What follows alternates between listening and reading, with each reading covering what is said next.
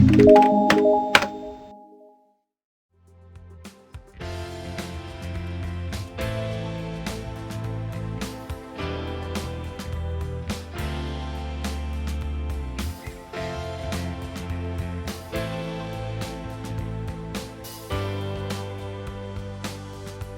Perry, thank you so much for coming on to Talk Beliefs all the way from your new home in Canada. So how did the move go? Oh, things are great. I'm here in Montreal now, and I didn't actually move here to run away from Donald Trump. My partner is in she's doing her master's degree here, so that's why we're in Montreal. But yeah, it's a beautiful place. We've been running, but now it's snowing and there's black ice, Wow. so it's now Wow. I'm kind of we're gonna start skiing here pretty soon. So added bonus then. yeah. You're known, of course, for the wonderfully successful Stated Clearly YouTube channel, which features high-quality animations created by you on science and evolution. The channel has gone from strength to strength and is certainly one of my favorite online channels. So before we can begin, can you talk a little bit about you, your background, and why you decided to begin Stated Clearly, and also its sister channel, Stated Casually? Yeah, so my background, my actual training, like official training, is all in graphic design. But I have been really obsessed with biology since I was a little kid. I had ever since we got our first dog, I was just, animals are super cool, and I wanted to know everything I could about them. And if I were to pinpoint why it is that I started doing science education, it really kind of goes back to my first dog. I learned that I could look at him for the first time. I could actually just, instead of learning stuff from my parents being taught how the world works, I could actually just study nature and think about things and come to conclusions. And sometimes they would be right. And the first experience I had with that was looking at my dog. I realized that he has this, what looks like a backwards knee on his back leg. Yeah. I noticed that he has all the same bones that I do. He has shoulder blades on his front legs, which meant, oh, those aren't legs, those are arms, or they're similar to arms. And I noticed that he had this backwards knee, which I didn't have. But then I looked close at it and realized it was his heel bone. And they actually walk on their tiptoes. And so I got super excited about this, started telling everybody, tell my parents about it. And they're like, oh, I think you're right. And that was kind of this first realization that I don't have to just be told how the world works. I can learn by studying. And so I guess that's where my passion for science comes from. But the thing that really kicked me into doing a series on evolution was I lived in Tennessee for a while, and all of my friends there were anti-evolution. I was trying to share with them why evolution is so interesting, and they didn't want to read textbooks about it because things get overly complicated. There's a lot of reading, right? And a lot of the popular stuff is kind of peppered with little jabs at Christianity. Richard Dawkins is a great author. He really does a good job simplifying the science, but he also will pepper his work with little insults. And he's got a reputation that people don't want to listen to him because they know he's an atheist, right? So I was like, well, maybe I can make my own type of materials that would just be very friendly and just stick specifically to the science. And hopefully that would be more acceptable. So that's what I started doing. The very first video that I made actually isn't up anymore because there were some errors in it, so I took it down. But the first video that I made that's up is what is DNA and how does it work? And that just got really popular. Teachers were using it in their classrooms, and people wanted me to keep making more, so I just kept going. And what is evolution is like, I think your most successful one, isn't it? What is the evidence for evolution? Yeah, that one's the most successful. Yeah.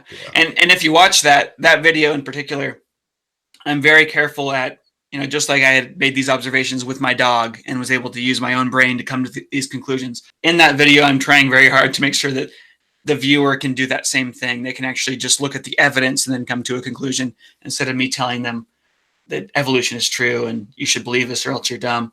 So in that video, I go through a bunch of different evidence showing that whales evolved from land mammals, and just try and expose people to that evidence so that they can figure it out for themselves. Whales live in water, and from a distance, They sort of look like giant fish. A close inspection of their anatomy, however, tells us a very different story.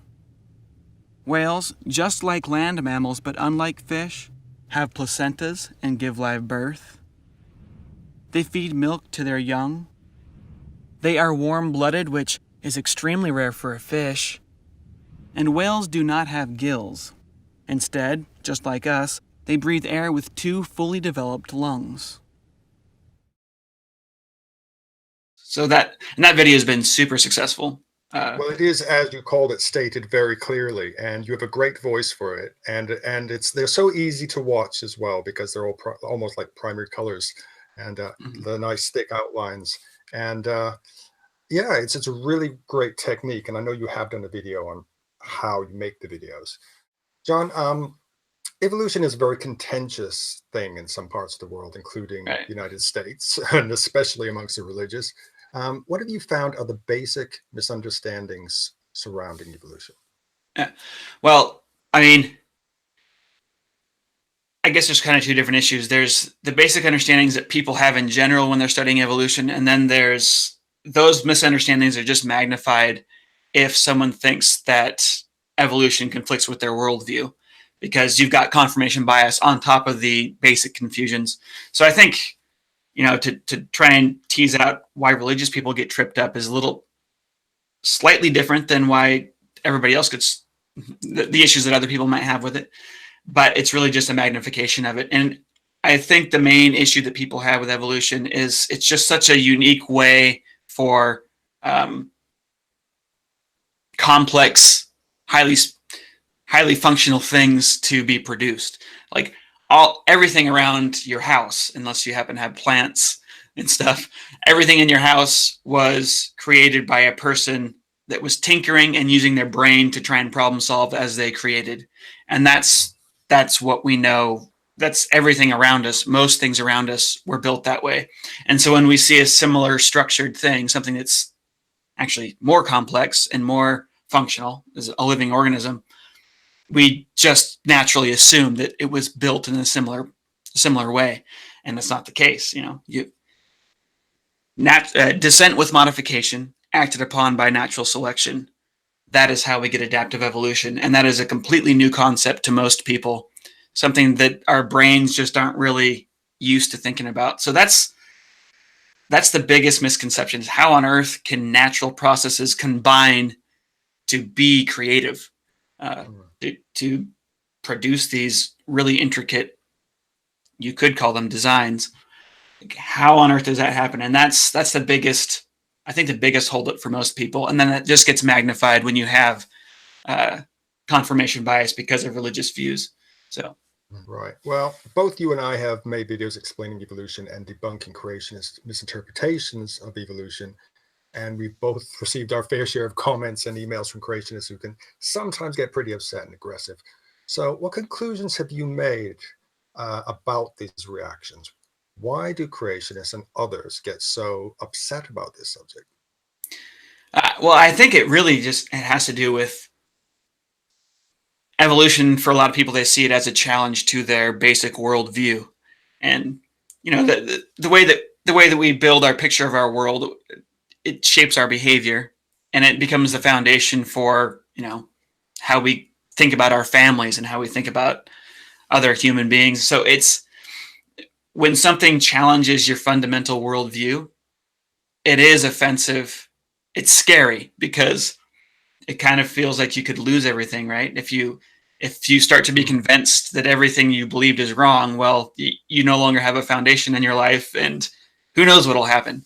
And it's actually interesting if you look at to see that this fear is actually founded in it. It is worth being afraid of. If you look at someone who's indoctrinated into a really intense cult, like the not the mainstream Mormons, but there's the FLDS, yeah, the fundamental Mormons, or you've got the Mennonites. A lot of times when people leave their religion, they go crazy. They'll get on meth. They'll get STDs right away. They'll just ruin their lives because they have no foundation, and they can't tell the difference between smoking a little marijuana versus, going on a methamphetamine binge, right? They've been taught that all those things are evil and they can't tell the difference. They don't, without a foundation, they don't know what to do with themselves. So it is actually a legitimate concern for people to be worried when a new idea threatens their foundational beliefs, because it is a dangerous thing. It's a scary thing. So people defend their worldviews and they defend them aggressively. And so I feel like that's the hatred that I get from people. And I've even gotten death threats from time to time. More death wishes than death threats. I haven't got there yet, but I'm nearly there. Yeah. Mostly death wishes, not specifically death threats. I've gotten maybe 2 death threats, mostly death wishes, just in YouTube comments, and I've never taken them seriously. But I'll just delete them. But that hatred it's coming from people trying to protect their worldview, and there is good reason for people to want to do that. But I just feel like it's very unfortunate because they're missing out on something that I think is so beautiful and so interesting. I mean, the reason that I started this is because I genuinely think that biology it's the most fascinating thing. It's the thing that's captivated my mind more than any other topic, is how evolution works and how we came to be the way that we are. Absolutely. Do you think a lot of it has to do with taking it personally, in that, my ancestors were not apes, smelly animals. A lot of it seems to come down to that. Yeah. And there is, even among non-religious people, people do get offended by the idea that we're apes. I've seen that happen. It just seems gross to people. Also, when we think of ourselves as just animals that emerged from this process of evolution, it really kind of kills the idea that we're actually really in control of things. We're like, this is it. We're, because especially the older you get, you realize, oh, there's not some really smart grown-up controlling stuff. It's just a bunch of people like me. It's kind of scary, right? Or perhaps even, I never thought of it like this before, perhaps even they think, oh, if these random processes are causing us to perhaps continue to evolve, I mean, who knows what I'll turn into, Right. Really, evolution takes away certainty from us, right? When you really accept evolution, it's most things that you wish you were certain about, you can't really be certain about anymore. So there are some aspects of it that are offensive, but I think, for me, that hasn't been something that bothered me. I just find it interesting that we're animals. I find it interesting that this is it, that it's up to us to make the best out of this situation we find ourselves in, the situation we woke up in, Excellent. Okay, let's talk a little bit about your animations. So you've actually done a video on how you make your Stated Clearly films, but could you just give us like a brief overview of how you create these animations from beginning to end? What is the process? Yeah, so the very first ones that I didn't have many connections in the scientific world. Like I said, I'm a graphic artist. So I would just go through textbooks, basically, and try to summarize something that was being taught. So the first video, What is DNA and How Does It Work? That was actually the product of me taking a biology course in college, not understanding how genetics worked at all, but still somehow getting an A. And then by just memorizing all the things I was taught to memorize. And then years later in the shower, it just all came to me. Oh, that's how DNA builds protein, or, codes for protein. Okay. I think I can teach this way easier than textbooks are teaching it. And so basically the first few videos that I did was I look at the textbook.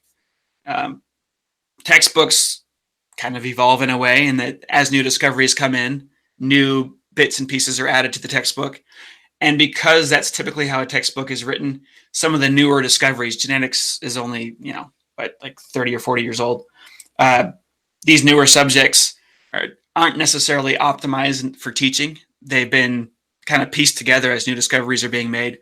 So the first few videos that I did, I would just study textbooks and kind of restructure how the lessons were being taught, and then turn that into a cartoon, turn that into an animation. Now I work with researchers specifically. I'll figure out who's the top in the field, and I'll email them, and usually I'll get a response because I've got a couple of videos. I'll show them a video like, this is what I do. Keep the emails super brief and try to get some time to talk to them. So that's my process now. I'll look. I usually start actually with Wikipedia, then I go to the scientific literature. I'll go to textbooks, and then I'll contact the head researchers in a particular field. And from that, I'll create a script. I'll have a couple of people that have agreed to look over my script and kind of peer review it, researchers in the field. And then I'll start doing the animation. I'll do the voiceover first, then I'll animate to the voiceover. And then I publish it. And the whole process typically takes 2 months, start to finish, but I'm always working on several projects that are overlapping. And I do client work too, which is, I probably publish an animation every 4 months or so on my channel because I'm doing a lot of client work. And they use them in schools, didn't you say? Yeah, they're actually really common to be used in schools. I keep getting emails from my cousins like, hey, we just watched a video today and it was you that made it in our classroom. So it's kind of cool. That's really great. Yeah. You recently produced an animation outlining how Dr. Mary Schweitzer discovered soft tissue in a T-Rex bone.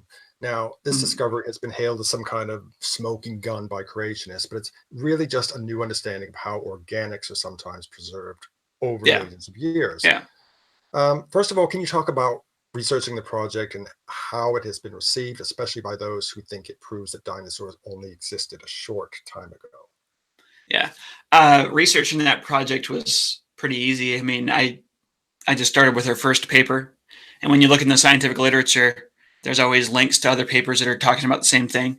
I think it was maybe 10 to 20 papers that I ended up reading on the subject, just kind of going through links and seeing the debates that had gone on. So when she first discovered it, it was controversial in the scientific community. There's a lot of debate going on back and forth. That seemed to have gotten resolved. And actually, by the time that I was writing my script and studying for my script, it was pretty solidly resolved. There's actually now new things kind of questioning that the tissue was from the original T-Rex. But basically, I just read all the papers that were relevant to this. And then I emailed her, letting her know which papers I had read and asking if she would talk with me. And so we talked on the phone probably 3 different times. And it was great having conversations with Mary Schweitzer. She spent about an hour with me each time. And then she also reviewed the script. And funny enough, she's very shy about her public appearance. And so she refused to watch the video. She didn't want to see it. She didn't want to see what pictures that we drew of her and stuff. But she read been on Nova and all those things, hasn't she? Yeah. She won't. Yeah. She never watches them. She's camera shy, so she'll go on them, but she won't watch them later or listen to them. It's kind of funny. But she was great to work with. And then I'd emailed a couple of people that had been publishing papers saying that what she was doing might not actually be dinosaur tissue, but none of them had responded to me. So I just went ahead and published with what I could, with what I had. Her discoveries on how soft tissues can be preserved through oxidation. See, these proteins will form cross links with each other. If the blood pools in a body and that blood breaks down, the iron can then interact with oxygen, creating all sorts of free radicals that cause these proteins to bind with each other. And that allows them to be preserved much longer than they would otherwise. But collagen itself, by the way, collagen is a really, really stable protein. Just on the beach, whale collagen will last in clumps on the beach. It can last for 50 years easily in the sun with waves hitting it. And, it's a very, very stable structure. And if the protein's inside of a bone, so encapsulated inside of a bone, and having gone through this oxidation process, this cross-linking process, that and we don't know. A large bone, a thigh bone of a T-Rex. So that would have been added insulation, if you like. Right, exactly. And other people have found other things that help with this. You can form on the outside of a bone, you can get a bacterial plaque, kind of like a plaque on teeth, right? you'll get a bacterial mat that will form, and that seals the bone from the outside world. So that even like minerals trickling in, that's even harder to happen. So you can get stuff to be preserved a lot better if you have these bacterial mats forming on the outside of the bones. And we found that with different studies on frog fossils and stuff. This isn't the same as biofilm, which you mentioned in the video, is it? No, a biofilm. Something different. Right. Yeah. Well, it actually, it is the same thing, but it's forming on the outside of the bone, and it ends up forming a protective crust around the bone. And so things can't get into the bone nearly as easy. And so that can cause the bone to be preserved much longer, the contents of the bone. So like I said, in the video, I talk about how scientific consensus is largely on her favor now. That's a little bit less true now because of a couple of things that have been brought up and that are now being questioned. But it still is pretty solid that what she found really is a protein from T-Rex, from the original T-Rex, as opposed to a bacterial protein or a fungal protein. Wow.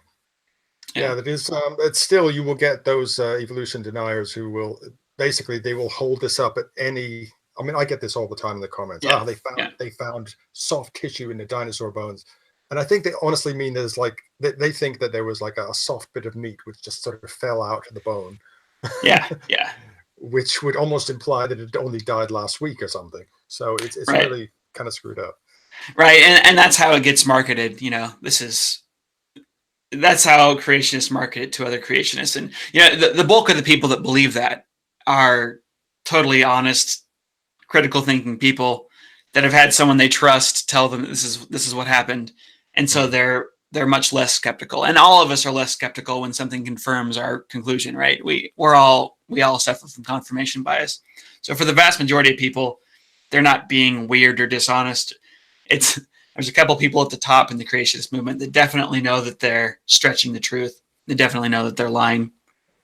You mean Kent Hovind? Yeah, he's definitely. There's no way that he doesn't know that he's lying. That the things that he does are pretty insane. Things that he says. Because they must be researching it, but they must get to a point where they go, "Oh, hang on, that makes my case look bad. I won't mention that," because they're coming out with all the right stuff up to a point in some cases. Yeah, there's really interesting personality type. It's a special personality type that will do that. And one of my graphic design jobs, one of my first jobs out of college was I worked for a company that taught people how to trade in the stock market. And it was a multi-level marketing company. I don't know if you know much about multi-level marketing. I'm afraid I don't. Okay. No. It's a craze in the United States, really popular in Utah and stuff. But it's where you've got a product, and instead of just selling it at a grocery store or a normal store or an online shopping cart or whatever, you sell it to individuals at a really high price, and you tell them they can sell it to their friends and family, and they'll get a chunk of that profit. And so it becomes a pyramid scheme. Oh, you mean, yes, a pyramid sort of Amway sort of thing, yeah. Right, yeah, Amway is multi-level marketing. So I see what you mean.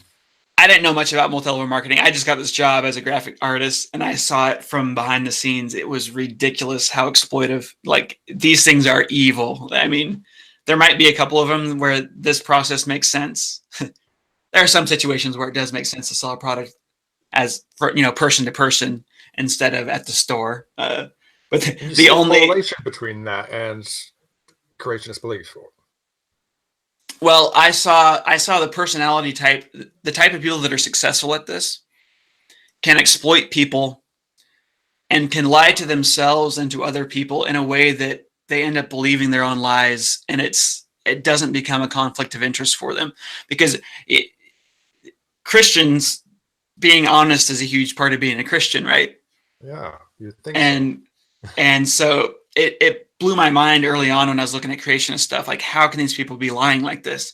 But when I met the type of people that were successful as multi-level marketers, I realized there's a weird personality trait where you believe your own lies.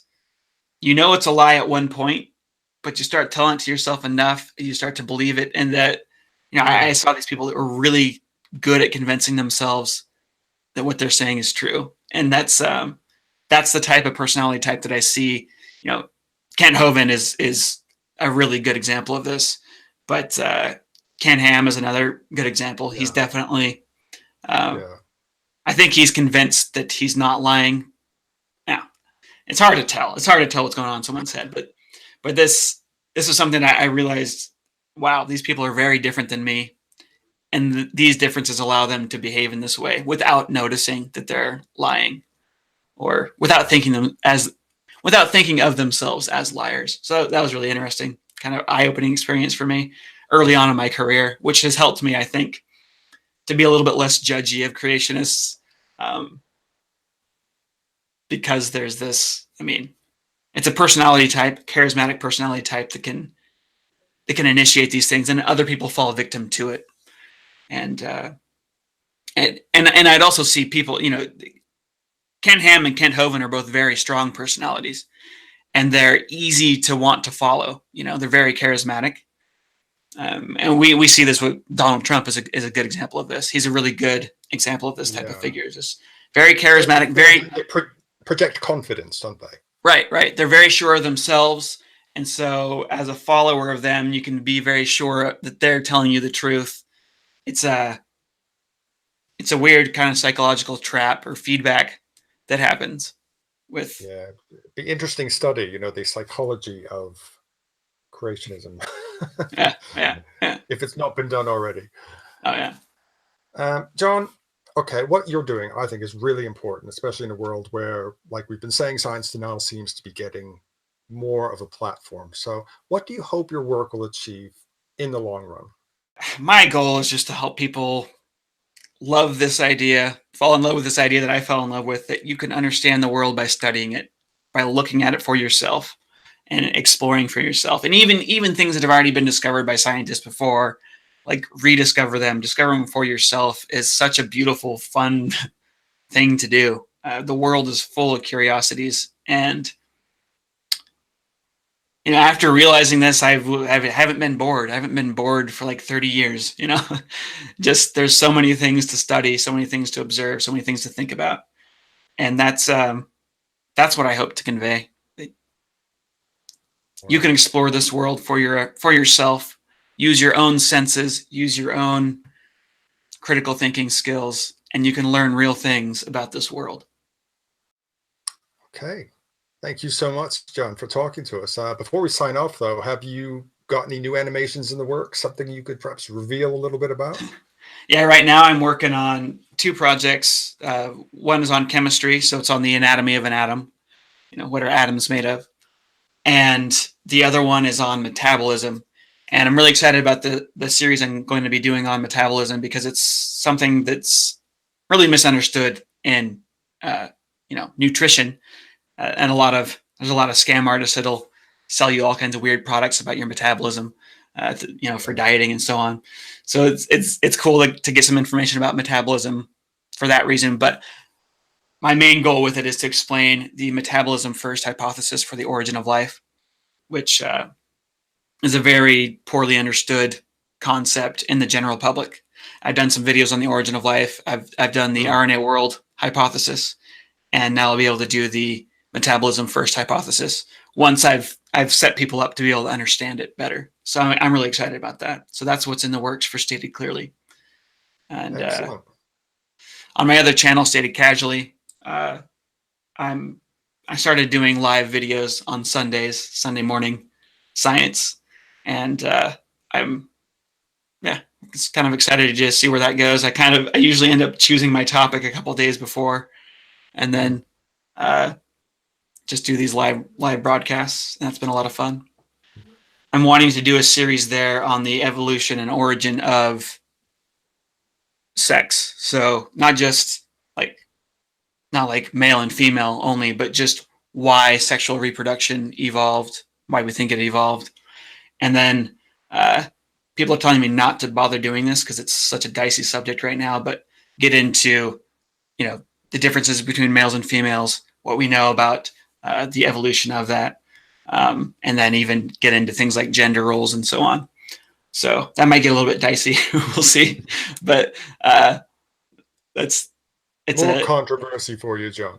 Yeah, it's a really interesting subject, and actually the controversy around it is really interesting. And I'll be talking about that too. Like, why is it that this is controversial? And where have we been? Where do we know we've been wrong studying this biologically in the past? Because we've actually made some pretty big mistakes. So there is reason for people to be cautious about the evolution of gender roles, for example. Yeah, we'll see how that goes. Me trying to tackle that that concept. And I'll put links to everything, your Twitter and of course your YouTube channels in the description below. All that's left to say is thank you so much, John, for coming on to Talk Beliefs, and perhaps we'll catch up with you again one day in the future. Yeah, it's been great. Thanks for having me on. I appreciate it.